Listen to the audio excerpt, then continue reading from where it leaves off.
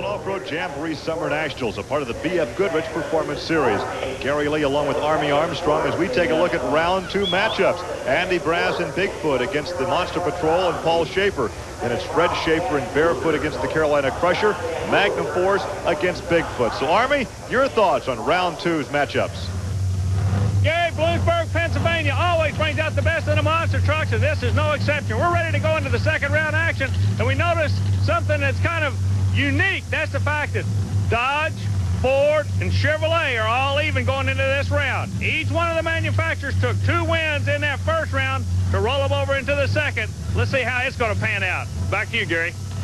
As we start round 2 competition, there is a good look at Wildfoot, the latest creation from Bob and Marilyn Chandler out of St. Louis, Missouri. The driver, of course, is Andy Brass, and he pulls alongside the Monster Patrol, and there's a look at Paul Schaefer. Paul Schaefer, one of the young up-and-comers into this sport. He'd already made a name for himself in the sport of professional mud racing. He's won world championships in that sport. He's rolled over now on the MTRA circuit, runs a Jamboree Series, and he draws Andy Brass out of St. Louis, Missouri, like you say, in the Wildfoot truck, Gary.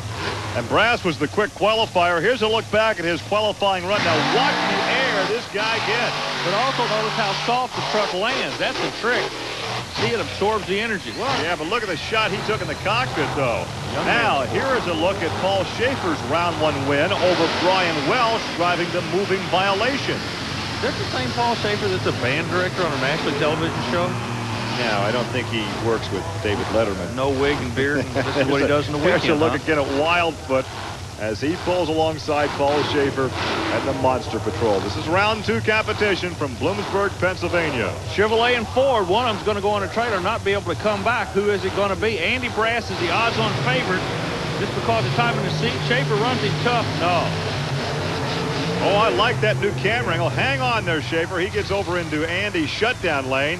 But Andy Brass will advance, and Paul Schaefer will put that monster truck on the trailer and take it back home. The unique rule in the sport is he can get over in the other lane. The orange cones down the middle indicate a center line. You can get over in the other lane because you can't control your vehicle.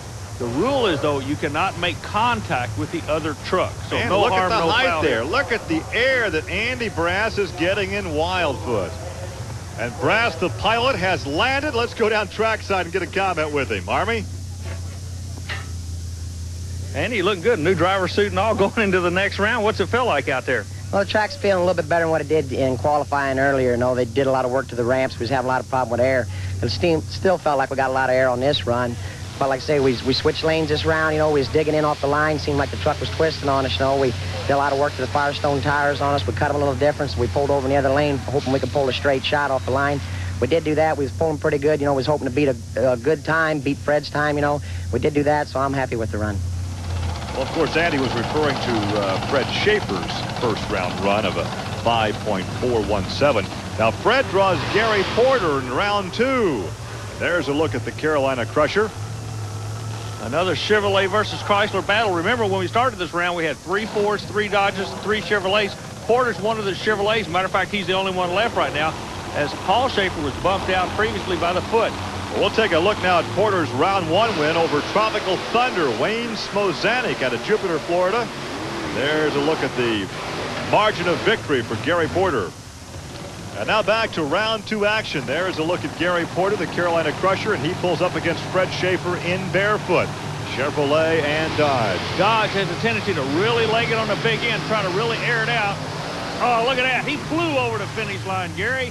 Man, look at the altitude. We've got to notify the local air traffic controllers of the competition here this afternoon. Let's take a look again as the Dodge knocks out the Chevrolet. Coming right at you, there is Barefoot and Fred Schaefer, the old drag racer, doing it here in Bloomsburg. Look at the horsepower that they're putting down on that track with those big old tires. Well, let's go back down trackside and get a comment from Fred Schaefer, Army. Gary, we know for a fact that Bob Wildberger with Chrysler Corporation got with you and said, hey, he wanted you to go to the head of the class. It looks like you're working your way through. Yeah, Army, I'm taking them one at a time, and there's some really fast trucks out there today, and the heat and everything, I think, is playing a toll on everything else, too. Well, now Fred can watch the rest of round 2 competition, and as we watch the next pairing, we'll see Magnum Force with Don Van Loo, but alongside Gene Patterson in the Bigfoot Ford. Now, we've had lots of damage to Bigfoot done this weekend during the qualifying session. As we told you earlier, they tore the truck up pretty good. So everyone back at the shop in St. Louis has been brought to Bloomsburg to help rebuild it. Yeah, they made the phone call last night, and they showed up with everything but the kitchen sink. But they got to go against Van Loo, and Van Loo is part of this Dodge movement that I was telling you about.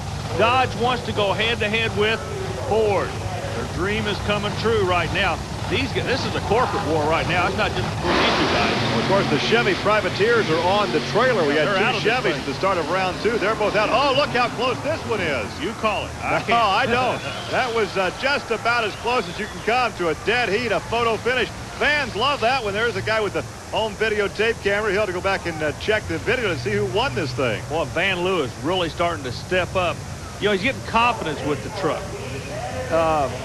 Characteristics: Dodge truck motor to the rear, lower the driver. Ford truck motor in the front. Look at the balance here. And it looks like Gene Patterson will take the victory. Gene takes it. We'll talk to him now with Army. When you drive a blue Ford in a monster truck division named Bigfoot, a lot of pressure on you. These guys aren't going to let you blink. You got to earn everything you get out there, don't you, Gene? That's right, Army. You know, the Ford Bigfoot team, we're running real good here this weekend. Last night we had a lot of problems in qualifying. I'd like to thank everybody who pitched in, Larry Hall from BDS. We had to put a motor, transmission in this truck and completely rebuild the rear suspension on it. We got it done. We're out here racing. We're running for all it's worth, and these boys, just like you said, they ain't going to let us die. You know, we're going to just keep right out there. We're chugging away. Well, Gene Patterson certainly has his game face on because he is a sore racer right now after some of those landings. But we're coming back with more competition from Bloomsburg, Pennsylvania. Stay with us. We're set for the semifinal pairings as we take a look at the matchups. It will be Wildfoot with Andy Brass against Magnum Force and Don Van Loo. Fred Schaefer's Barefoot will pair up against Gene Patterson in Bigfoot. And then we'll see who wins it all here in Bloomsburg. Well, at this point in time, both drivers are on the starting line doing what we call dry hops, trying to get their lane right for this run, Gary. Well, Donnie Van Loo will be making a very rare appearance in the semis. And Army, you spoke with him following his second round run. This quick loser in a round, that's where you're coming back in. But, boy, that's some incentive. Even when you know you might get put away, you still go hard. That's why you're still around in this thing. Yes, sir. I mean, you really got to go hard. But the quick losers are one thing to keep you up there, keep your hopes going so you can come back and make it all look good for the people and the kids. They all love it. Good luck to you. Thank you. Appreciate it. All right, here we go. Back to the race of the semis with Van Loo and Andy Brass. Now remember, Brass is established with the Wildfoot truck. People want to know, why Wildfoot? Why not Bigfoot? You can't run two trucks with the same name in this series. That wraps that up. Meanwhile, Dodge and Ford. Andy Brass by a fender. They almost get together, and Brass almost goes over. And there's a look at Jim Kramer taking a hippity hop across the staging area down there. Boy, he realized how close Andy Brass came to getting on his noggin. And let's go down to Army with Jim Kramer. Well, I tell you what, you're giving the kid good advice, but he's going to make an old man out of you real quick. I think this monster truck race is going to make an old man out of me. They killed him kind of fast down there, Army. You see, they got a little bit in trouble. I'd like to see him let him go run a little bit longer in that kill box. You know, the kill box is great. We got a lot of room here in Bloomsburg. I'd like to see him just not kill him so fast. Andy right away hit the ground. He killed him. He was out of shape. And he needs the power to actually steer the truck back down. In some cases, yeah. In that case, exactly. He got a little bit up on his left side, as you saw. He needed the power. Just a short blast, he could have got out. I mean, I really respect the kill box, but in that case, I think it's a little too quick for the area we have. But it's all right. There's a guy that certainly spent his share of time in the cockpit of Bigfoot. Works now at the home office of Bigfoot in St. Louis as we take a look again, and both these guys get out of shape in a big way right here at the finish line. Oh, that's ballet in air. Yeah, they almost got together right there. Andy almost gets upside down. Let's go back down trackside to Army with Andy Brass.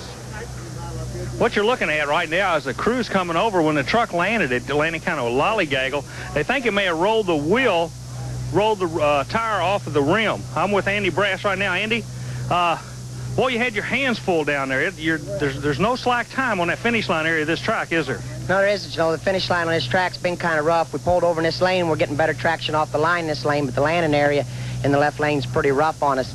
It's throwing everybody around. We got down there, throwed us up onto one wheel. Just as we started to step back in to bring her back down, we're running the remote ignition interrupters, and they killed us because Like I say, I don't know exactly what went on. I'd have to look at the video and see. Somebody said they was going to hit us. They thought we was going to hit in the air. So it must have been a pretty rough run. That's around for both of us.